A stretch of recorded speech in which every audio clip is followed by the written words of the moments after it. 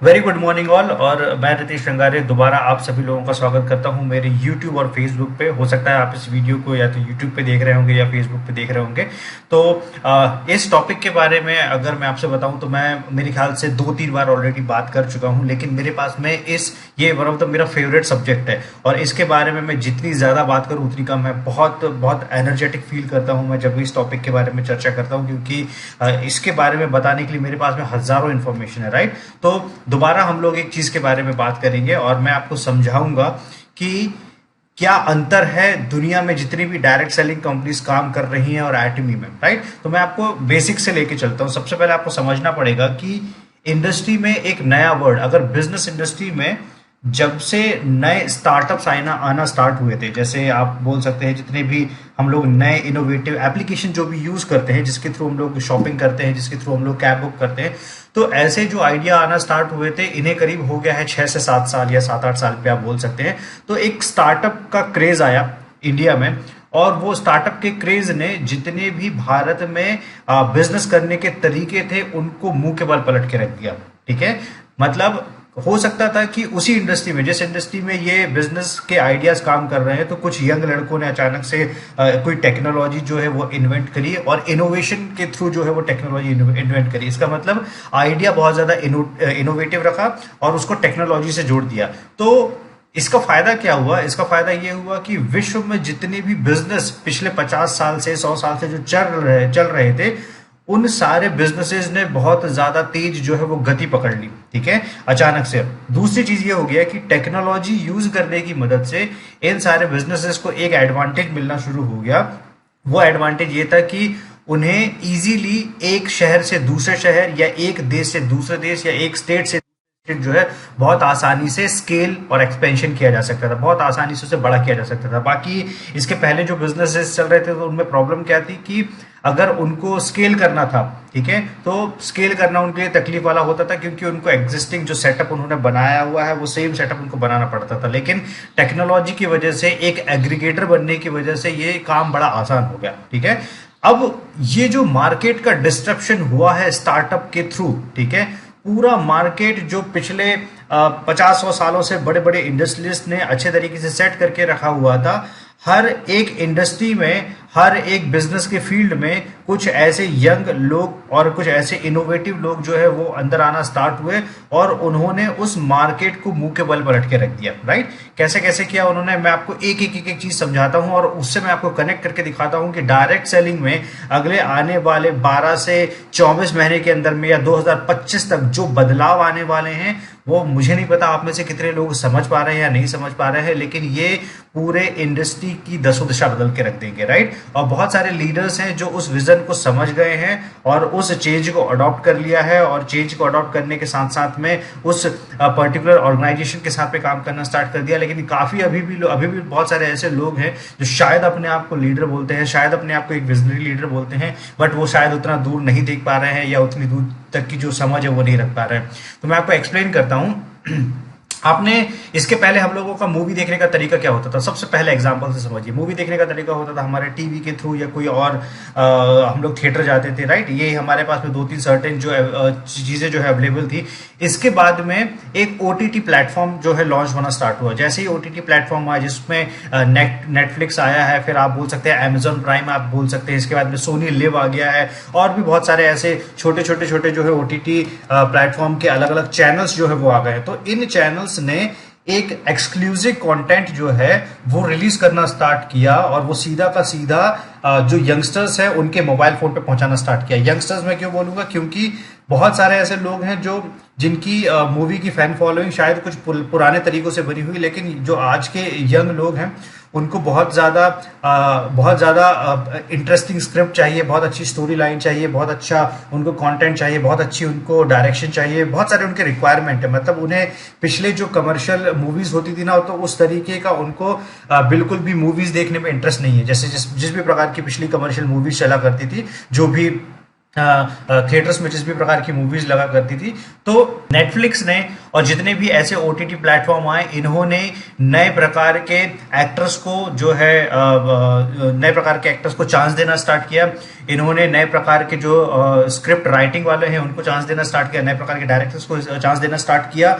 और इससे फायदा क्या हुआ? इससे फायदा ये हुआ कि जो बहुत ज्यादा क्वालिटी देने वाले लोग थे, जो अपनी एक्टिंग में क्वालिटी देते थे, जो बहुत अच्छा रिसर्च करते थे, बहुत ज्यादा अपने लिखाई में जो है क्वालिटी देते थे, बहुत ज्यादा अपने डायरेक्शन में क्वालिटी देते थे, मतलब इनकी क्वालिटी का कोई तोड़ नहीं था। भले भले कमर्शियल में हो सकता है कि कुछ लोग मशहूर हो गए होंगे, फेमस हो गए होंगे, लेकिन अगर आप बात करेंगे कि कौन ज्यादा अच्छा कंटेंट जो है वो बना सकता था या कौन ज्यादा अच्छी एक्टिंग कर सकता था, तो नेटफ्लिक्स और अमेजॉन प्राइम और इतने भी ऐसे प्लेटफॉर्म के थ्रू ये सारे लोग निकलना स्टार्ट हुए। फिर अचानक से ट्रेंड शिफ्ट होना स्टार्ट हुआ और अब आप देख सकते हो कि लोग मूवीज से जाना है। स्पेशली बहुत सारे लोग अभी भी बोलेंगे नहीं सर हम तो अभी भी मूवी हॉल में ही जाते हैं। आई अंडरस्टैंड, क्योंकि आप वो बात अपने पॉइंट ऑफ व्यू से सोच रहे हो, ये कंप्लीटली आपका ओपिनियन है। जैसे हमारे एमडी सर ने एक बहुत अच्छी बात बोली थी, एक ओपिनियन होता है और एक फैक्ट होता है, राइट। तो ये जितनी भी बातें आप समझ चाह रहे हो वो आपका ओपिनियन है, ठीक है। आप अगर फैक्ट समझोगे तो पूरी इंडस्ट्री जो है वो शिफ्ट हो गई है ओटीटी प्लेटफॉर्म की तरफ। ये मैंने आपको दिया पहला एग्जांपल।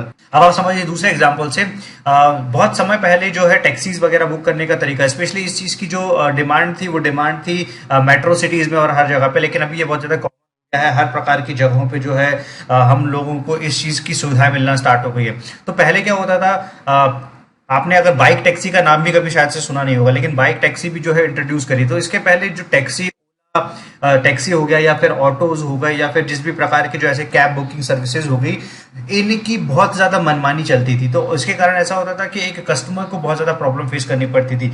एक कस्टमर से अगर लेट से कि आप रात में कोई स्टेशन पे पहुंच रहे हैं और अपने घर जाना चाह रहे हैं और आप अपने वहां पे कोई एक ऑटो को रोक के या टैक्सी को रोक के उसको बोलते हैं कि मुझे घर जाना है, तो वो आपसे मनमाना पैसा वसूल करता था। ये सारी चीजें किसने ब्रेक कर दी? ओला, उबर जैसे। और बहुत ज्यादा सिक्योरिटी जो है वो भी निकलना स्टार्ट हो गई, बहुत ज्यादा सिक्योर चीजें हो गई, क्योंकि एक एक चीज ट्रैक हो रही है। उसका ड्राइवर का नंबर, आपका गाड़ी का नंबर, उसका लाइसेंस, उसका रिकॉर्ड जो है वो कंपनी के पास में है। आप जहां से जहां जा रहे हो उसकी प्रॉपर लोकेशन, जिस लोकेशन पे जा रहे हो वो जीपीएस लगा हुआ है। आप जा अपनी लोकेशन सेलेक्ट कर सकते हो। वो व्यक्ति मनमाना पैसा आपसे वसूल नहीं कर सकता। जितनी डिस्टेंस आपने सेलेक्ट की है, जितने पर रुपीस किलोमीटर के हिसाब से जो आपको चार्ज किया जा रहा है, उसी के हिसाब से आपका बिल जो है वो बनेगा। तो सोचिए हजारों प्रॉब्लम सॉल्व हुई। और इसके कारण से क्या हुआ कि एक समय था जब टैक्सी या कैब मार्केट, ऑटो वाले लोग हैं, इनके बहुत सारे लाखों करोड़ों के तादाद में इनकी ये इस इंडस्ट्री में जो है लोग थे, लेकिन बहुत ज्यादा कस्टमर को फायदा नहीं हो रहा था।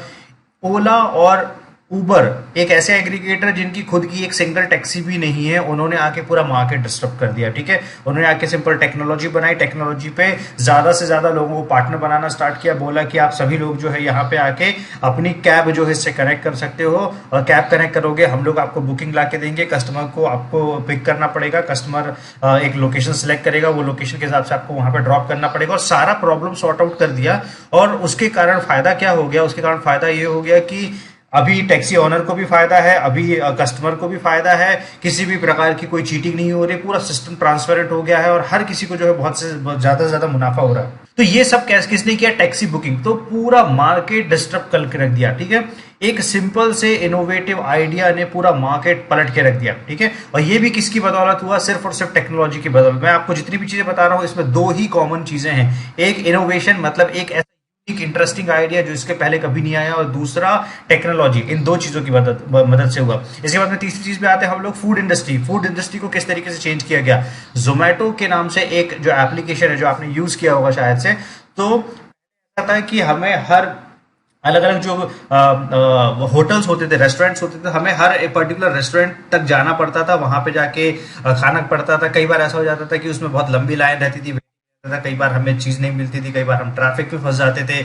हम लोग वहां पे जाते थे और हमें जो पेमेंट करना पड़ता था, तो हो सकता था कि हमारी बिलिंग भी ज्यादा आ जाती थी। बहुत सारे हजारों डिफरेंट टाइप ऑफ इश्यूज थे। और सबसे वो बात क्या थी कि बुरी बात ये थी कि कोई अगर नया व्यक्ति किसी पर्टिकुलर सिटी में आ रहा है तो उसे नहीं पता रहता था कि उस बेस्ट खाना कहाँ पे मिलता है, ठीक है। तो इसका सोल्यूशन क्या होता था? वो किसी भी तरीके से इस चीज को सॉर्ट आउट नहीं कर सकता है। वो जिस भी जगह पे बैठा है, अगर वो खाने का शौकीन है और उसको अच्छा खाना चाहिए, अपने घर पे चाहिए या फिर उस पर्टिकुलर जगह पे चाहिए, तो वो सर्च कैसे करेगा? तो जोमेटो ने ये काम आसान कर दिया। अब आप क्या कीजिए कि भोपाल के मैं भोपाल में रहता हूँ, तो भोपाल के पूरे जो ऐसे आइडियाज है वो सारे के सारे, वो ऐसे रेस्टोरेंट्स जो है वो सारे के सारे लिस्टेड है जोमेटो में।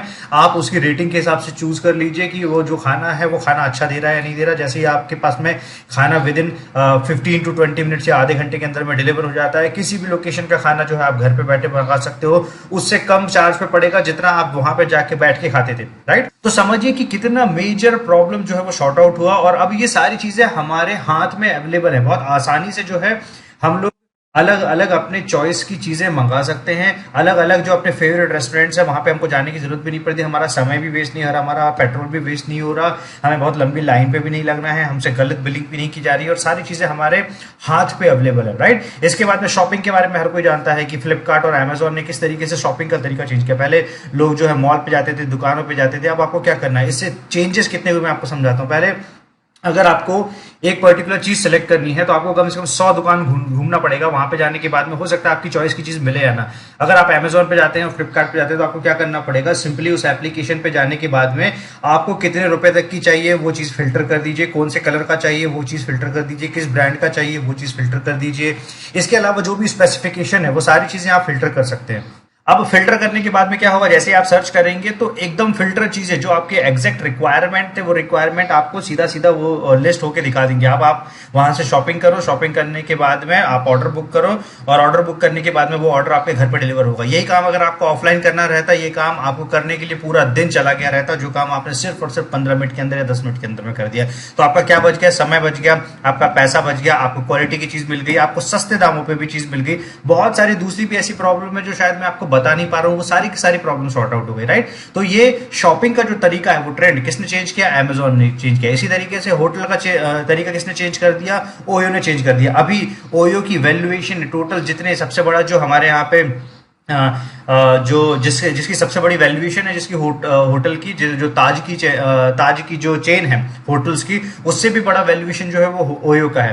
तो ये कब पॉसिबल हुआ, एक छोटे से इनोवेटिव आइडियाज की वजह से। रितेश अग्रवाल नाम है इनके फाउंडर का। इन्होंने क्या किया, सिंपल एक इनोवेशन जो है वो स्टार्ट किया। उन्होंने बोला कि मैं 1000 रुपए के अंदर में आपको अफोर्डेबल रूम दूंगा, आपको घर पे जो है वो आपके रूम पे जो है वो ब्रेकफास्ट आएगा, सुबह एसी रूम रहेगा, बहुत पॉश रूम रहेगा, प्रॉपर सर्विसेज मिलेंगी, सारी चीजें मिलेंगी, और आप किसी भी सिटी से कहीं का भी होटल जो है वो बुक कर सकते हैं। तो पहले प्रॉब्लम क्या होती थी, पहले प्रॉब्लम होती थी कि आपको पहले होटल ढूंढना पड़ेगा। आप ढूंढो, आपके बजट का कौन सा है आपको नहीं पता, आप घूमते रहोगे, उनसे नेगोशिएट करोगे, बात करोगे, वो मनमाना रेट बताएंगे। वही प्रॉब्लम जो ऑफलाइन इंडस्ट्री में होता है, वो मनमाना रेट बताएंगे, उससे भाव करोगे आप, उसके बाद में अगर उनको ठीक लगा तो वो करेंगे, अदरवाइज वो नहीं करेंगे, राइट। ये सारी चीजें कैसे प्रॉब्लम सॉल्व हो गई, ओयो से। तो उन्होंने सारे होटल को, जो उनके ऑलरेडी होटल पहले से थे, उन सारे होटल में एक एग्रीगेटर का काम किया, सारे होटल्स को कनेक्ट कर दिया, एक प्लेटफॉर्म दे दिया, एप्लीकेशन जो है वो एक कस्टमर के हाथ में दी दी। अब कस्टमर को बोल दिया कि आप अपनी सुविधा के हिसाब से अपनी लोकेशन, अगर आपको एयरपोर्ट के पास वाला चाहिए तो मिल जाएगा, अगर आपको रेलवे स्टेशन के पास वाला चाहिए तो मिल जाएगा, अगर आपको कोई मॉल के पास वाला चाहिए तो मिल जाएगा। तो इस तरीके से आप अपना जरूरत का होटल खुद ही चूज कर सकते हैं, राइट। अब आप देखिए, अगर आपको होटल बुक करना है तो मुझे नहीं लगता कोई व्यक्ति जो है वो ऑफलाइन जाके होटल बुक करता होगा। ये सर्टेन लोग ही होंगे जो कुछ करते होंगे। ये पूरा का पूरा मार्केट जो है वो तहस नहस कर दिया किसने, एक सिंपल आइडिया ने, एक सिंपल टेक्नोलॉजी ने, एक सिंपल इनोवेशन ने, राइट। इसके बाद में मैं इसके बारे में बहुत ज्यादा डिटेल में नहीं जा रहा हूँ, मैं आपको शॉर्टकट में समझाने की कोशिश करता हूँ। इसके बाद में ट्रिप्स बुक करने का तरीका, जैसे अगर आप वेकेशन पे जाते हैं तो वेकेशन पे पहले हमको क्या करना पड़ता था, एक जो एजेंट होता था, एजेंट को हमको देना पड़ता था। वो एजेंट अपने मनमाने रेट बता देता था आपको, ये इतना इतना चार्ज लगेगा, आपके पास तो कोई ऑप्शन नहीं रहता, तो आपको मजबूरी में वो जो चीज है वो बुक करनी पड़ती थी। लेकिन वो तरीका जो है वो कंप्लीटली चेंज हो गया। इसके बाद में ऑनलाइन न्यूज देखने का तरीका हमारा चेंज हो गया। पहले ऐसा था कि हमारे पास में न्यूज देखने के लिए क्या था, सिर्फ और सिर्फ न्यूज़पेपर पढ़ते थे, या फिर इलेक्ट्रॉनिक मीडिया था, या फिर कोई दूसरे प्लेटफॉर्म जो है वो अवेलेबल थे। लेकिन अभी सोशल मीडिया से ऐसा हो गया है कि लगभग हर यूजर जो अपनी इंफॉर्मेशन अपलोड करता है, और आपको 1 सेकंड के अंदर, अगर आपको भोपाल में अभी लॉकडाउन लगा हुआ है तो मैं 1 सेकंड के अंदर में सोशल मीडिया पे, व्हाट्सएप पे अपलोड करूंगा, आपको इमीडिएट जो है, आप नेशनल बैठे हो, इंटरनेशनल बैठे हो, आपको सिर्फ अपना फीड रिलोड करना है, उतने भी आपको कोई इन्फॉर्मेशन है वहां तक पहुंच जाएगी, राइट। वीडियो कॉलिंग पहले वीडियो कॉलिंग नाम की कोई चीज ही नहीं हुआ करती थी। एक समय पहले की बात कर रहा हूँ, सिर्फ और सिर्फ एक पहले तो एक समय भी था कि जब आपको इनकमिंग कॉल रिसीव करना है तो उसका 16 रुपए पर मिनट के हिसाब से जो है वो चार्ज लगता था इनकमिंग रिसीव करने के लिए। इसके बाद में जो है पूरा नेशनल जो ये टेलीकॉम नेटवर्क है उसको लोकल किया गया। उसके बाद में सारी रोमिंग वगैरह की कनेक्टिविटी जो है वो सारी चीजें हटाई गई, और इसके बाद में व्हाट्सएप, स्काइप और IMO जैसे सर्विसेज आ गए जिसके थ्रू आप फेस टू फेस जो है वीडियो कॉल पे बात कर सकते हो। कितनी बड़ी चीज है। आपने एक तरीके से जो लोगों को देखना रहता था, जो लोग बहुत ज्यादा लॉन्ग डिस्टेंस में रह रहे हैं, कोई एक कंट्री में है, कोई दूसरा कंट्री में, या दो डिफरेंट स्टेट में, या दो डिफरेंट सिटीज में है, अगर आपको एक दूसरे को देख, पहले आपके पास में इसका कोई साधन अवेलेबल नहीं था, लेकिन अब कितना ज्यादा आसान हो गया है। ठीक है, अब गेम्स खेलने के तरीके जो है वो बदल चुके हैं। अगर तो ये पूरी इंडस्ट्री जो है बदल चुकी है। पहले गेम्स खेलने के तरीके जो बच्चे खेलते थे वो अलग तरीके के गेम्स हुआ करते थे। अब पबजी, ड्रीम 11 टाइप की गेम ने इनको रिप्लेस कर दिया है। प्लस गेमिंग एक अपने आप में बहुत बड़ी इंडस्ट्री है। गेमिंग पे लोगों ने लाखों करोड़ रुपए जो है वो कमाया हुआ है। तो ये पूरा गेम का जो मार्केट है वो भी डिस्टर्ब करके रख दिया है। शादी का जो मार्केट है वो डिस्टर्ब करके रख दिया है शादी.com ने। पेमेंट का जो मार्केट है वो डिस्टर्ब करके रख दिया है पेटीएम, गूगल पे, फोन पे, जितने भी आप ऐसे UPI सर्विसेज वगैरह यूज करते हैं इन्होंने। जिस टाइम पे कैशलैश हुआ था इंडिया, ठीक है, उस टाइम पे सबसे पहला जो टाइम्स ऑफ इंडिया और जितने भी न्यूज़पेपर में जो इश्तिहार आया था पूरे फुल पेज का, वो पेटीएम का आया था। पेटीएम ने उस पर्टिकुलर अपॉर्चुनिटी को बहुत अच्छे से जो है भुनाया था। उसका फायदा क्या हुआ? उसका फायदा ये हुआ कि पेटीएम जब स्टार्ट किया गया था विजय शेखर शर्मा के द्वारा, तो उनका मेन एजेंडा था कि भाई इंडिया में चेंज लेने देने की बहुत ज्यादा प्रॉब्लम होती है। जब उन्होंने इनोवेशन को समझाने की कोशिश की तब काफी लोगों को इसकी जरूरत समझ में नहीं आई। तो उनको ऐसा लगा कि ये क्या बकवास बातें हैं, ऐसा कौन करता है, या इसकी क्या किसी को जरूरत पड़ने वाली है। लेकिन जिस समय पे मजबूरी हो गई, जब आप अपने अकाउंट से पैसे निकाल नहीं सकते थे और आपको एक दूसरे के साथ में लेन देन करना था, तब मजबूरी हो गई लोगों को पेटीएम और गूगल पे जैसी सर्विसेज यूज करनी पड़ी। और अभी हमारे पास में ऐसा है कि हमें 1 रुपए भेजना हो, 10 रुपए भेजना हो, 10,000 रुपए भेजना हो, 50,000 रुपए भेजना हो, सारा का सारा हम लोग विद इन सेकेंड भेज सकते हैं। पहले आपने कभी मोबाइल नंबर के थ्रू पेमेंट किया था क्या? अभी हम लोग इतना एडवांस हो गए हैं ना कि पुरानी चीजें भूल गए हैं। लेकिन अगर आप फ्लैशबैक पे जाएंगे तो आपको समझ में आएगा कि पहले आपको 1,000 रुपए भी सबमिट करने के लिए बैंक पे जाना पड़ता था, एक फॉर्म भरना पड़ता था, लाइन पे लगना पड़ता था, आधे 1 घंटे के बाद में लाइन का नंबर आता था, वो पैसा आप जो है वो सबमिट करते थे, और उसके बाद में जो है वो सामने वाले के अकाउंट में पहुंचता था। फिर आप कंफर्मेशन लेते थे कि आपके अकाउंट में पैसा आया कि नहीं आया। ये प्रोसीजर हुआ करता था। ठीक है, उसे रिप्लेस किया गया नेट बैंकिंग के थ्रू, उसे रिप्लेस किया गया कुछ एप्लीकेशन जो बैंक के हैं उन्होंने लाया, उसे रिप्लेस किया गया मोबाइल। अब आपका सिर्फ मोबाइल कनेक्टेड है उस बैंक अकाउंट से तो ऑटोमेटिकली आपकी जो ये जो API सर्विसेज है, जितने भी UPI है, ये ट्रैक कर लेगा अकाउंट नंबर, और आपके अकाउंट नंबर पे जो है वो पैसा आ जाएगा। तो कितना ज्यादा लेन देन आसान हो गया है। पहले 10 रुपए भेज ही नहीं सकते थे आप किसी को, अब आपको 10 रुपए अगर किसी को भेजना है, चेंज भेजना है, अगर आपके पास में 2,000 का कैश लेके आप ट्रैवल कर रहे हो और आपका जो ऑटो का बिल बना है वो 70-75 रुपए के आसपास बना हुआ है, अब वो व्यक्ति जो है उसके पास में चेंज नहीं है, तो इसका सोल्यूशन क्या है? इसका सोल्यूशन है डिजिटल पेमेंट। तो ये सारी चीजें किसने रिप्लेस कर दी?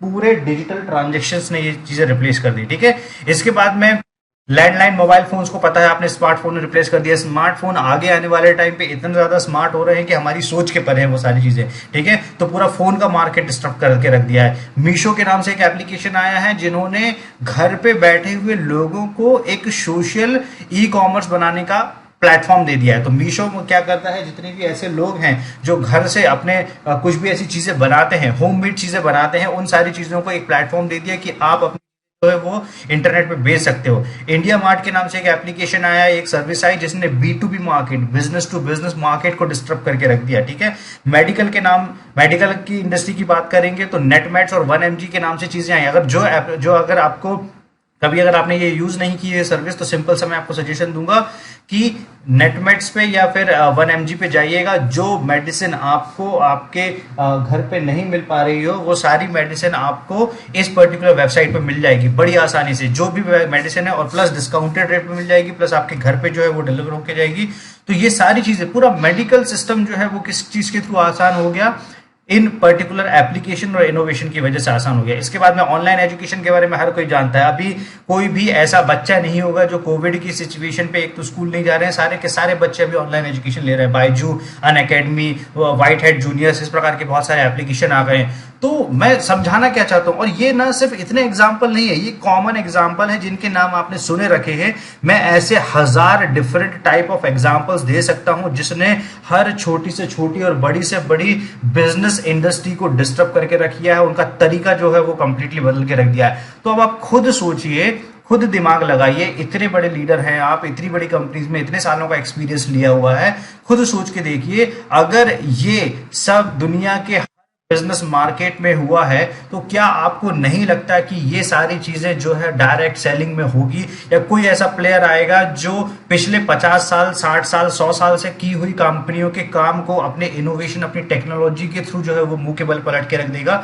110% होगा। और मैं आपको बता रहा हूं ये सारी चीजें अगले 2025 के पहले आपको ये सारी चीजें देखने को मिलने वाली है। उस टाइम पे आप जिस चीज को विजन बोलते आए हैं कि एक नए नए प्रोडक्ट लॉन्च करना वो विजन होता है, वो विजन नहीं रहेगा। जिस चीज को आप फ्यूचर बोलते आए हैं कि हम लोगों ने एक फैक्ट्री जो है वो डाल के रख दी है, डायरेक्ट सेलिंग की, हमने ज्यादा से ज्यादा अचीवर्स निकाल के रख दिए हैं, ये फ्यूचर नहीं होगा। ठीक है, फ्यूचर और विजन अब कंप्लीटली चेंज होने वाला है। तो मैं बेसिकली आपको ये सिखा रहा हूं कि आपको अपना नजरिया, आपको अपना फ्यूचर देखने का तरीका, आपको विजन देखने का तरीका जो है वो भी बदलना पड़ेगा। इसके अलावा आपके पास में कोई ऑप्शन नहीं है। अदरवाइज आप गलतियां करेंगे, गलती करने के बाद में गलत कंपनी सिलेक्ट करेंगे, गलत कंपनी सिलेक्ट करने के बाद में गलत एसोसिएशन पे जाएंगे, और उसके बाद में वो कंप्लीटली जो कंपनी है वो शट डाउन हो जाएगी या बैंकरप्ट हो जाएगी, और उसका जो खामियाजा है वो आपको और आपकी टीम को भुगतना पड़ेगा। राइट।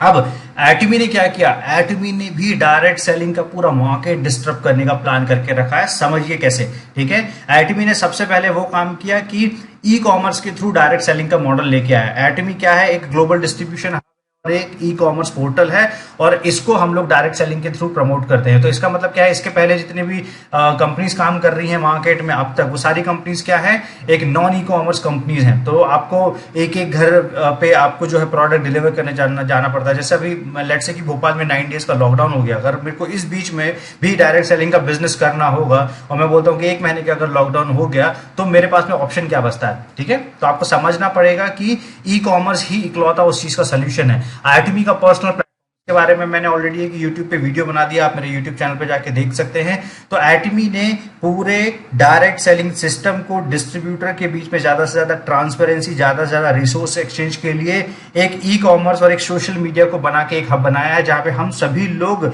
अपने खुद के डोमेन नेम पे एक पर्सनल अपनी वेबसाइट क्रिएट कर सकते हैं। वहां पे एटमी के सारे प्रोडक्ट जो है वो धीरे धीरे लिस्ट कर सकते हैं, उन लिंक को अपने प्रोस्पेक्ट के साथ में शेयर कर सकते हैं, और हम सभी एक दूसरे को फॉलो कर सकते हैं। आप मुझे फॉलो कर सकते हैं, मैं किसी और को फॉलो कर सकता हूं। जो भी आपको लगता है कि जो सही इंफॉर्मेशन देता है या जिससे आपका बिजनेस जो है वो बढ़ने वाला है, वो सारी की सारी चीजें कहां से पॉसिबल हो पाएंगी?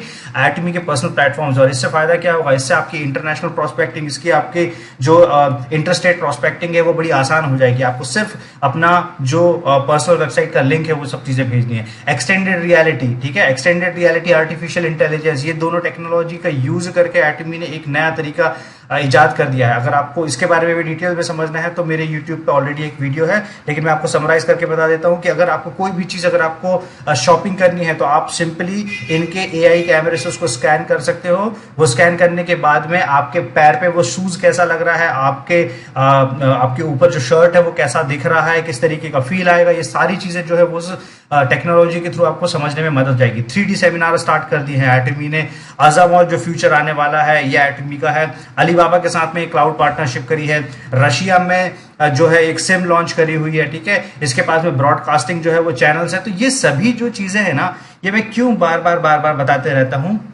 अगर हम लोग डायरेक्ट सेलिंग में इतनी बड़ी बड़ी बातें करते हैं, इतने बड़े बड़े विजन की बातें करते हैं, बड़े बड़े लीडर जो है वो कॉल करके पूछते हैं सर आपका विजन क्या है, आपकी कंपनी का विजन क्या है, तो सर ये विजन है एटमी का, ये विजन है एक ये विजन है जो मेरे ख्याल से डायरेक्ट सेलिंग का फ्यूचर लिखने वाला है। ये सिर्फ एटमी का विजन नहीं है, ये पूरे डायरेक्ट सेलिंग का फ्यूचर है ना। ये आप मेरी वीडियो रिकॉर्ड करके रख सकते हैं, इस चीज को मार्क करके रख सकते हैं कि इसके बाद में, और क्योंकि इन सारी चीजों को जो अभी इंप्लीमेंट किया जा रहा है ना, इनकी प्लानिंग मिस्टर हेनगिल पार्क्स जो इनके ऑनरेबल फाउंडर है एटमी के, उन्होंने 10 साल पहले से स्टार्ट कर दी थी, तब जाके इन्हें आज के समय पे मार्केट में लाया गया। राइट, इसके अलावा ये चीजें पॉसिबल ही नहीं थी। तो उसके लिए लिए उतना ज्यादा विजनरी एक माइंडसेट भी जरूरी है। जो हेनगिल पार्क सर की सोच है, वो जो 10 साल पहले सोचा हुआ था, उन्होंने आई एम कोरिया लॉन्च किया हुआ था 10 साल पहले, ठीक है, आज से इनफैक्ट 11-12 साल पहले जो है आई एम कोरिया लॉन्च किया हुआ था, जो एक ई कॉमर्स हब था। तो ये सब चीजें हैं कि ग्लोबल ऑनलाइन डिस्ट्रीब्यूशन हब बनना है हमें,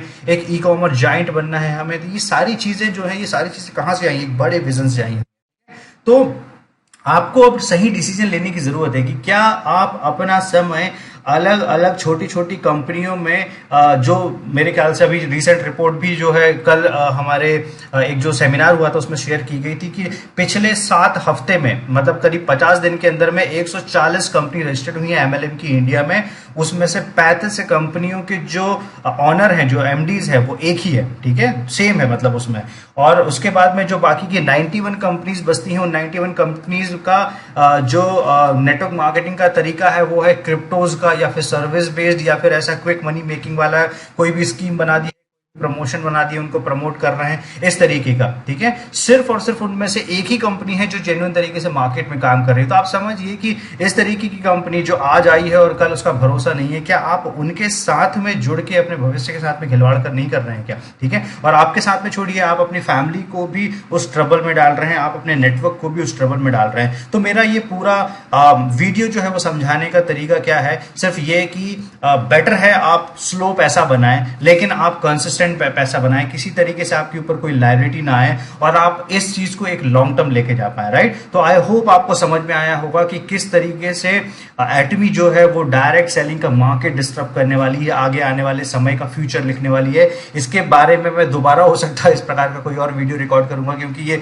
टॉपिक इतना फेवरेट है, इसके बारे में मैं शायद अगर आपसे 10 घंटे भी बात करते रहूंगा तब भी टॉपिक कभी खत्म नहीं हो सकता है। तो आपके जितने विजनरी लीडर्स हैं उनको समझने की जरूरत है कि विजन आपको अपडेट करने की जरूरत है। आप एंड्रॉइड के ना पिछले वर्जन पे काम कर रहे हैं, आपने अपने मोबाइल की सेटिंग भी अपडेट नहीं की है, आपको अपना पूरा विजन अपडेट करना है। आपको जो बताया जा रहा है सालों से, कंटिन्यूसली जो बताया जा रहा है कि ये फ्यूचर है, ये विजन है, वो फ्यूचर और ये एक्चुअल फ्यूचर, एक्चुअल विजन अगर आपको समझना है तो एटमी में मिस्टर हेंगिल पार्क सर की सोच के थ्रू समझिए, आपको डेफिनेटली फायदा होगा। इनफैक्ट अगर आप किसी कंपनी के फाउंडर भी हैं और डायरेक्ट सेलिंग कंपनी रन कर रहे हैं तो आपके लिए बहुत ज्यादा मदद होगी अगर आप हमारे ऑनरेबल फाउंडर सर के वीडियोस देखेंगे और उनके विजन के हिसाब से अपने विजन डिसाइड करेंगे और अपने विजन जो है वो क्लियर करने की कोशिश करेंगे, right. Thank you so much. I hope आपको ये वीडियो जो है वो अच्छा लगा होगा और इस वीडियो को ज़्यादा से ज़्यादा सर्कुलेट कीजिए। अगर आप यूट्यूब पे देख रहे हैं तो चैनल को जरूर सब्सक्राइब कीजिए। अगर आप फेसबुक पे मुझे देख रहे हैं तो ज़्यादा से ज़्यादा लोग जो है आप मुझे ज्वाइन कर सकते हैं फेसबुक पे। और हम लोग 17 अप्रैल को एक मेगा वेबिनार करने वाले हैं। ये एक छोटा सा डेमो था, उस पर्टिकुलर वेबिनार में क्या होने वाला है उसका आइडिया देने के लिए। जितने ज़्यादा प्रोस्पेक्ट, जितने ज़्यादा कंज्यूमर, जितने ज़्यादा मेंबर्स, जितने ज़्यादा टॉप लीडर्स के साथ में आप उस मीटिंग में आ सकते हैं, जरूर आइए, क्योंकि वो लिमिटेड मीटिंग होने वाली है और लिमिटेड लोगों के बीच में होने वाली है। उसका ज्यादा से ज्यादा फायदा उठाइए। ओके, तो थैंक यू सो मच। मैं जल्द ही आपको नए और इंटरेस्टिंग वीडियो के साथ में दोबारा मिलूंगा। Thank you so much.